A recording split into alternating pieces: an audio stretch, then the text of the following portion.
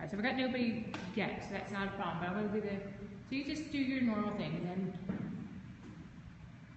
so we got, so this is such a unique, amazing thing where she's doing live conservation inside a hall. Okay, I'm just,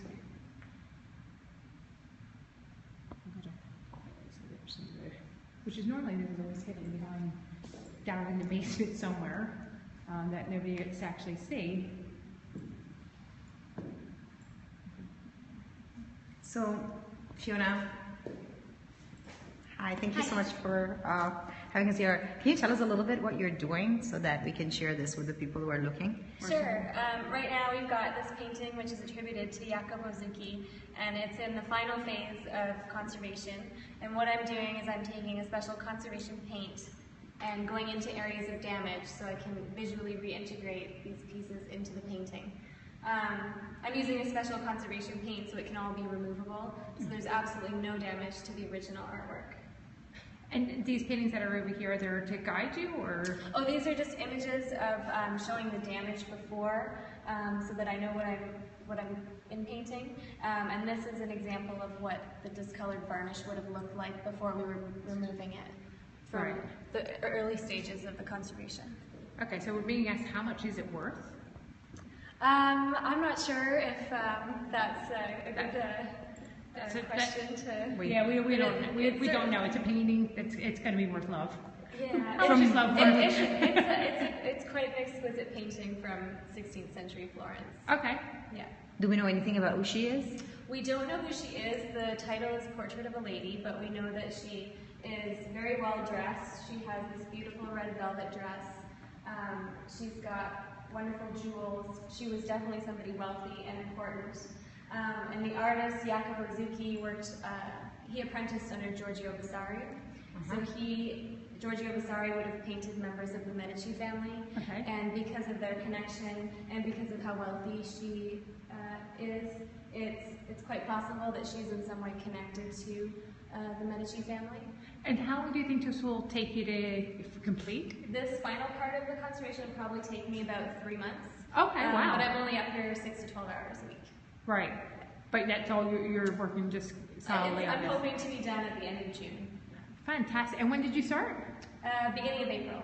Right. And you also did the previous treatments to the... Well, that's just this phase of the conservation. There was previous treatments. So it's been about a year with all the documentation and other parts of my job as well. And what made you guys decide to do it out here? It's nice to show people what we usually do in the basement, in the lab. Yeah, behind closed doors. Exactly. Yeah. So people seem to like that, and it's kind of good just to show what conservation is. A lot of people don't know. And do they ask you questions, or are they... I get a lot of questions. Fantastic. Yeah, a lot of interactions, which is really nice. What do people ask? The most common question is how long does it take? Yes. And then I get a lot of questions about the painting, who she is, what am I doing to it, that kind of thing. So. And what about the paints themselves? Are they special? You mentioned some of the paints. They're conservation grade paints, so they're certainly not the types of paints that the original artist would have used. Right. In that way, we can separate the original artist paint from what I'm using. Right. So these are all stable pigments that aren't going to change color over time. So this treatment will be able to last for a very long time. And you're saying you get a lot of questions from visitors and by being out in the open like this. Yes. And what about that light? Because that must be intense to work with. It's actually very necessary. Usually we would do this in front of a window with the natural light. Yeah. So with the gallery lighting in here, I definitely need another source of light to be able to do this. And when I'm not here, we turn this off. No, but does that get to you? That is, it's such a bright one on you. Well, I wouldn't be able to work if I didn't have it. True. Yeah. And I'm just going to try to go in a little bit on the, without leaning over too much, but just to show some of the damage. And here's the dog as well. How cute he is. Where's the dog? There. Oh, the dog. Oh, yeah. And then here, this is a damage where we think it was a tear, so something probably went through the painting at one point in its past. So what sections have you fixed? I'm gonna. So I've just been starting, the gloss isn't quite matched yet, but I've just been starting in this background area, which is Okay. probably the most boring part, but I'm saving the good parts for the end, Yes. specifically her face and the jewels and the dress. So Mara, why don't you show the pigments? Because I you just- see, yeah, I- she has the pigments, so she mixes the color based on what the color, right? Yeah, so I've been using a lot of these earth tones, and then this is an Indian yellow that's been really useful Right. for the green, along with this phthalo blue, which is That's has quite been nice. really good as well. And then you mix it yourself. I do. I mix the pigments with a stable synthetic medium, and I mix them on the palette here. Fantastic. Well, any more questions, guys?